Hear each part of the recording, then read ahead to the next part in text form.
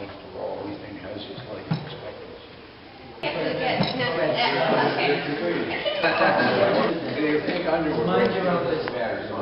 Okay, Boker Tov, everyone. Let's jump right in. I want to share with you a pair of teachings this morning. The first is a little short one by Rabbi Yitzchak Meir Alter of Rothenburg, who is the founder of the Gerer Rebbe dynasty, of the Gerer dynasty. And he lives essentially from the beginning of the 19th century till about 3/4 of the way through it. And he's commenting on the following verse. Ki karov elecha hadavar ma'od beficha uvilvavcha la'asoto. And the verse says that the matter is close to you. It's very close to you. And the end of the verse says that it's in your mouth and in your heart, and all you need to do is to do it. And Rabbi Yitzchak Meir says the following: Bekotsk rotzim lekarev et Yisrael la'avinu shebashamayim. That in Kotsk, the Kotsker Hasidim, their goal is to bring themselves, to raise themselves up closer to God.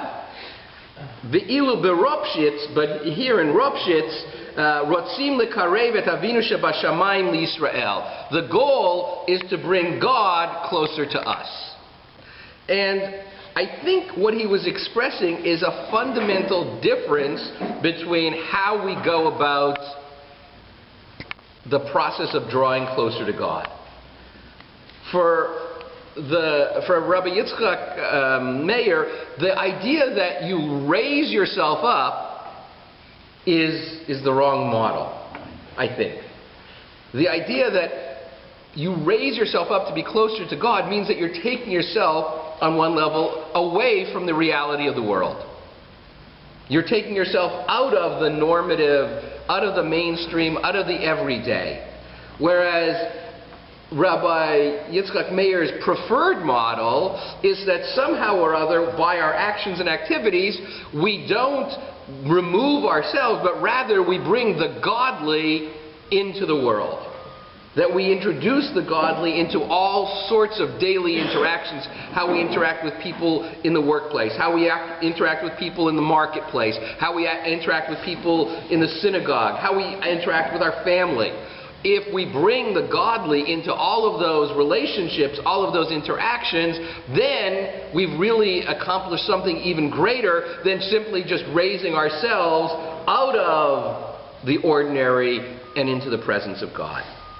Which leads to the second text that I wanted to share with you, which is a statement by Rabbi Shmuel Bornstein, who is the Sochta Chover Rebbe, the second one. And this is written early in the 20th century, and it's in a series of 9-volume set called Shem Mishmuel. And he's commenting on the verse just a little bit prior to the one that we just did, where it says, Lo b'shamayim hi, not in heaven. And the latter verse emphasized the idea that the teaching, the laws, the commandments, the Torah was something that was close to you. This reflects the idea that it's not up in heaven, that it's not somewhere distant. And his comment is rather lengthy, so I'm only going to read a portion of it. She'ilu hayta b'shamayim hayita tzarich la'alot arecha achareho lelamdea. He begins by quoting Rashi, who says that if the Torah was in fact up in heaven, then you would have to go up to pursue it and to study it up in the heavens. You know, what struck me is that it sort of takes the same model as the Kotsker statement in the previous one, where you elevated yourself in order to get closer to God. Here was elevate yourself in order to get closer to the Torah, which is God's gift, if you will. Ve'no muvan harei ein biyadei adam la'alot l'shamayim. And so the Shem Mishmuel says, I don't get Rashi's comment because people can't just go up to heaven to study Torah. It's just not realistic. Hahesber hu lefi divrei avi Rabbi Avraham Misochtzov, שלכאורה יש לתמוע איך מעשה בשר ודם קרוץ מחומר יפעל בעולמות העליונות. And he says essentially that what we really have to look at is the power of human activity. That it's the power of human acts of mitzvah that enable us to bring Torah into the world. And that the reason we're able to do that is because we've been empowered as messengers of the Holy One. And we've been empowered to act as, if you will, by divine authority, and therefore our actions carry weight.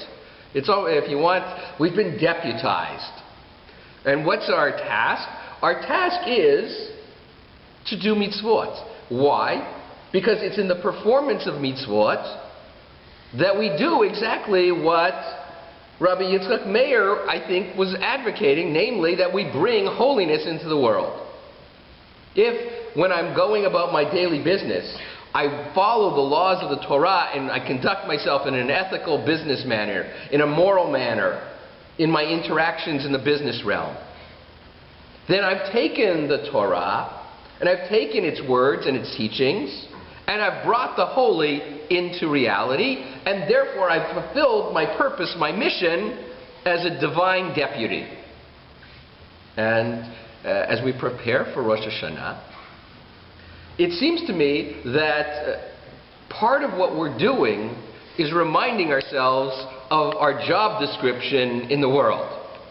And we're sort of getting a job appraisal evaluation on how well we've done as God's deputies in the past year.